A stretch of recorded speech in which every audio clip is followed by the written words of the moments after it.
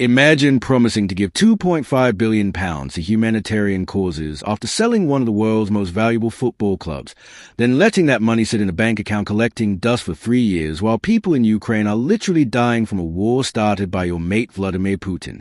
That is exactly what Roman Abramovich has been doing since he sold Chelsea Football Club back in 2022, and now Keir Starmer has absolutely had enough.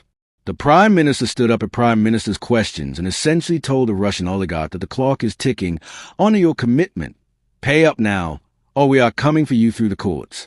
This is £2.5 billion that was supposed to help victims of Putin's illegal invasion of Ukraine, money that was promised for humanitarian purposes. And yet 3 years later, it is still frozen in a bank account while Abramovich haggles over the details like someone arguing about the service charge at a restaurant. The British government has now given him 90 days to do the right thing, and if he does not, they are prepared to take him to court and seize every single penny. This is political hardball at the highest level, and it is about bloody time. Quick favor, if you are loving this level of political drama involving billions of pounds and international intrigue, smash that subscribe button right now. Over 94% of you watching have not subscribed yet. It is completely free. Takes literally 2 seconds, and helps us keep bringing you these stories where British politics collides with Russian oligarchs and football billions. Cheers if you did. Now back to the absolute chaos. So let us wind back the clock to understand how we got to this absolutely ridiculous situation, because the backstory is genuinely fascinating and infuriating in equal measure. Roman Abramovich bought Chelsea Football Club back in 2003 for £140 million, which at the time seemed like an absolutely bonkers amount of money for a football club. But Abramovich was not your typical football club owner. He was a Russian oligarch with connections to Vladimir Putin, with wealth that seemed essentially unlimited, and with ambitions to turn Chelsea into one of the dominant forces in European football. And credit where it is due, he succeeded spectacularly. Under his ownership, Chelsea won 21 major trophies, including 5 Premier League titles and 2 Champions League crowns. He transformed the club from a respectable London outfit into a genuine football superpower that could compete with anyone in the world. But then came February 2022, when Putin launched his full-scale invasion of Ukraine, and suddenly owning a Premier League football club became politically untenable for a Russian oligarch with Kremlin connections. The British government, along with governments across Europe, started sanctioning Russian businessmen linked to Putin as part of the effort to economically isolate Russia and make the invasion as costly as possible. Abramovich was on that list, and when you are sanctioned, you cannot exactly continue owning a massive English football club. So in May 2022, Abramovich sold Chelsea for an eye-watering £2.5 billion, which at the time was the highest price ever paid for a sports team anywhere in the world. Here is where the story gets interesting, or depending on your perspective, deeply frustrating. When Abramovich agreed to sell the club, he publicly committed that all the proceeds from the sale would go to humanitarian causes to help victims of the war in Ukraine. It was a grand gesture, the kind of statement that was supposed to show that even though he was a Russian oligarch with Putin connections, he recognized the tragedy unfolding in Ukraine and wanted to help. The British government facilitated the sale on the understanding that this £2.5 billion would actually reach the people who desperately needed it. Everyone nodded. Everyone agreed. The sale went through, and then absolutely nothing happened. 3 years later, and we are still waiting. That £2.5 billion is sitting in a bank account belonging to Fordsham Limited, the former parent company of Chelsea, which is owned by Abramovich. It has not moved. It has not been distributed to humanitarian organizations. It has not helped a single Ukrainian rebuild their bombed-out home or feed their family or access medical care. It has just sat there, frozen, while Abramovich and the British government have failed to reach an agreement on exactly how the money should be used. And the sticking point, incredibly, is that Abramovich wants the money to be used for all victims of the war, which would mean some of it could potentially go to Russia. Let me repeat that so it sinks in properly. He wants money from the sale of a British football club, money that was supposed to help Ukrainian victims of Russian aggression, to potentially help Russian victims as well.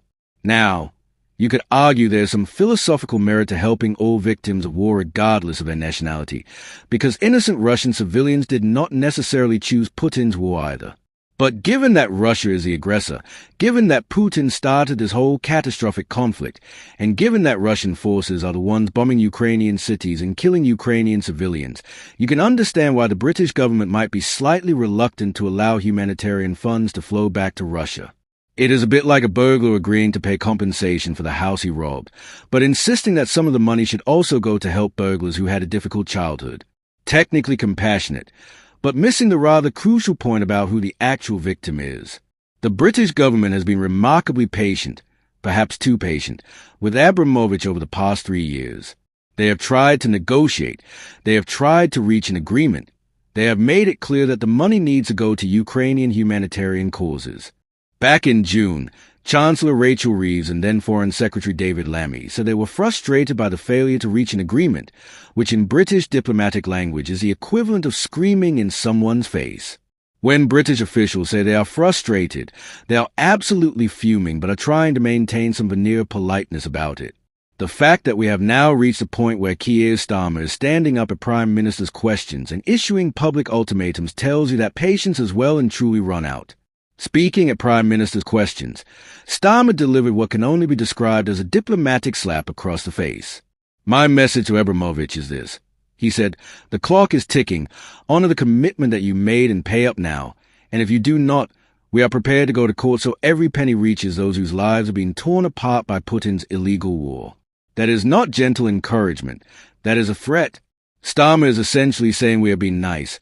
We are being patient. We have tried to work with you, and now you have 90 days to sort this out or we are taking you to court and seizing the money whether you like it or not. The decision to grant a new license for the transfer is a particularly clever bit of political maneuvering. Under this new license, the proceeds must go to humanitarian causes in Ukraine specifically, not just vaguely defined victims of the war who might include Russians. Any future gains from investments or interest can be spent more broadly on victims of conflict around the world, but that initial £2.5 billion has got to go to Ukraine. It is a way of backing Abramovich into a corner, giving him a clearly defined pathway to fulfill his promise, and removing any ambiguity about where the money needs to go. If he refuses to comply with these terms, he has got absolutely no leg to stand on when the government takes him to court. Rachel Reeves, never one to mince words, said it was unacceptable that the money remained frozen in a UK bank and that ministers are prepared to do what is necessary to ensure the funds reach Ukraine. That phrase, "do what is necessary," is political code for we will use every legal tool at our disposal, including the courts, asset seizures, and anything else we can think of to make this happen. The Treasury said ministers would consider any proposal from Abramovich to voluntarily transfer the money to Ukraine, which is diplomatic speak for we are giving you one last chance to do this the easy way before we do it the hard way. What makes this situation even more galling is the human cost of the delay. While Abramovich and the British government have been negotiating the fine print of how £2.5 billion gets distributed, Ukraine has been fighting for its survival. Millions of people have been displaced from their homes. Cities have been reduced to rubble.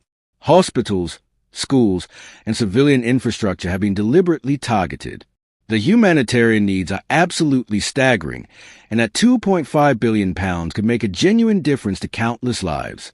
It could rebuild hospitals, provide shelter for refugees, supply food and medicine, support mental health services for traumatized children, and help communities begin the long process of recovery. Instead, it has been sitting in a bank account for 3 years because of bureaucratic wrangling and Abramovich's insistence on terms that the British government quite rightly finds unacceptable. Campaigners have been absolutely furious about the delay and the lack of transparency surrounding the whole process. Lyra Nightingale from the legal charity Redress summed it up perfectly back in March when she said it has been committed for humanitarian purposes in Ukraine, and yet 3 years later we are still waiting for its deployment, and there is a very real lack of transparency. She is absolutely right. The public was told that the Chelsea sale would result in billions going to help Ukraine, and 3 years later we are still waiting for that to actually happen. It undermines public confidence in the sanctions regime when people see that oligarchs can apparently drag their feet indefinitely on commitments they made as part of being allowed to sell assets. The Treasury has been rather coy about exactly what legal mechanism they could use to force a transfer of funds if Abramovich continues to refuse, which is probably smart legal strategy because you do not want to show all your cards before you actually go to court.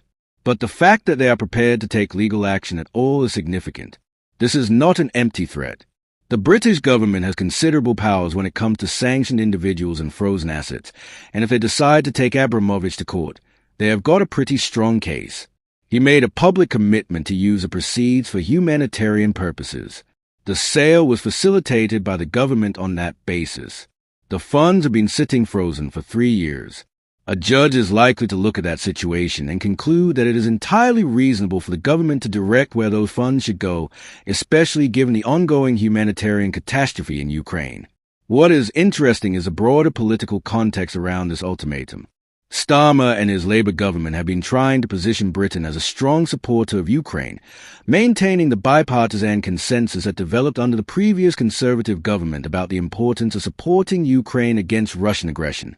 Taking a hard line with Abramovich plays well politically because it shows the government is serious about holding Russian oligarchs accountable and ensuring that commitments made to help Ukraine are actually honored.